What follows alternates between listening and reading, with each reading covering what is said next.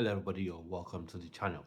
And today we'll be talking about strikers that could fit the Eric Chelle system.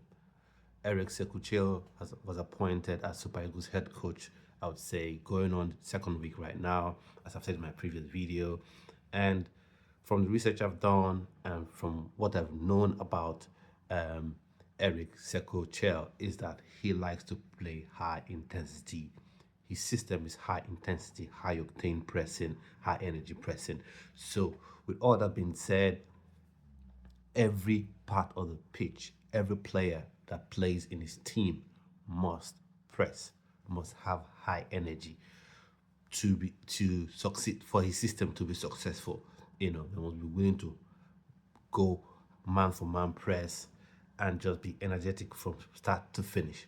Now, and the strikers are not left out, in my opinion. So certain players would make it, in my opinion, and certain players won't make it, in my opinion. Now, looking at the strikers, Nigeria's been blessed with a lot of strikers who are in good form at different stages of their development.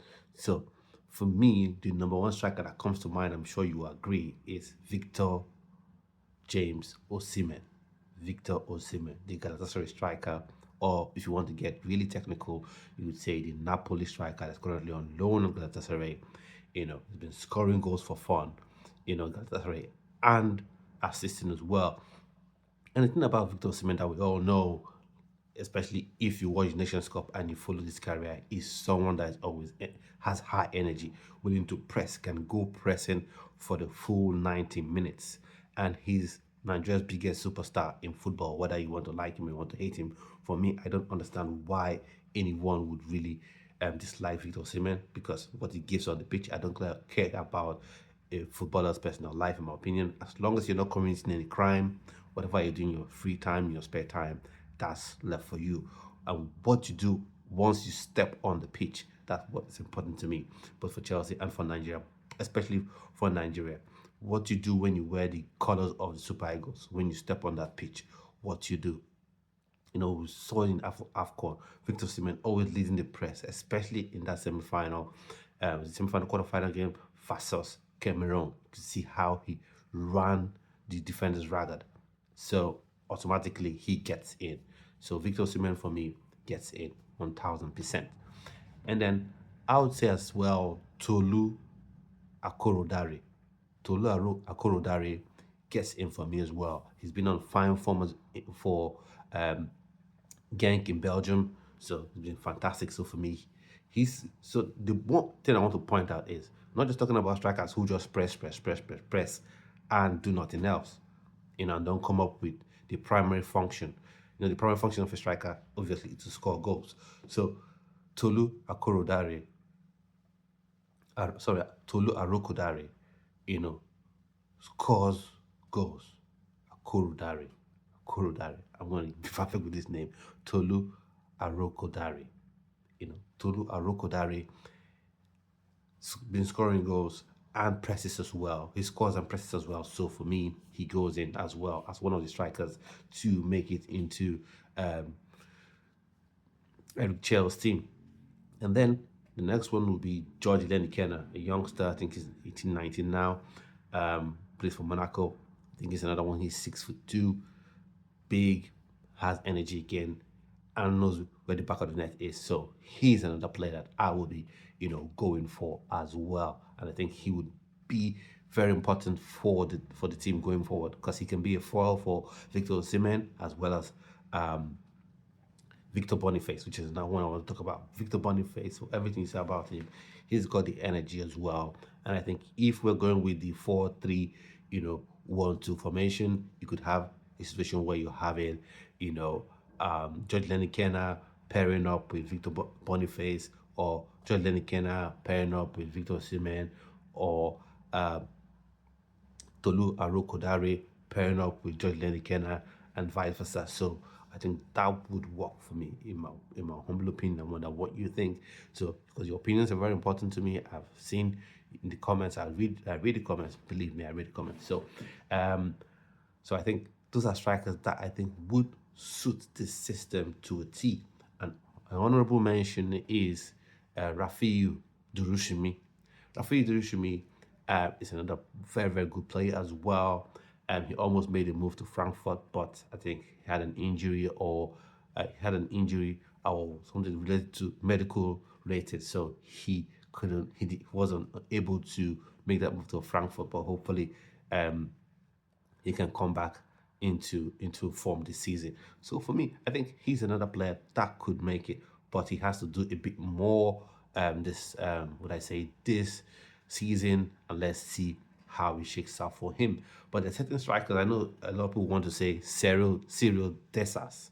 Cyril Dessas for me wouldn't quite cut it in my opinion. Not to say he's not an okay striker. He's an okay striker. He scored 7 goals this season, with 2 assists. So that amounts to 9 goal contributions this season so far. But he doesn't have the energy. He doesn't have the legs.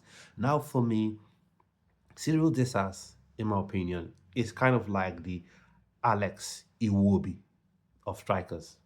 Alex Iwobi, same thing. That's why he wouldn't make it if I was the selector into Eric Sekou Chelse's team, which is because he doesn't have that energy. He doesn't have that athletic ability.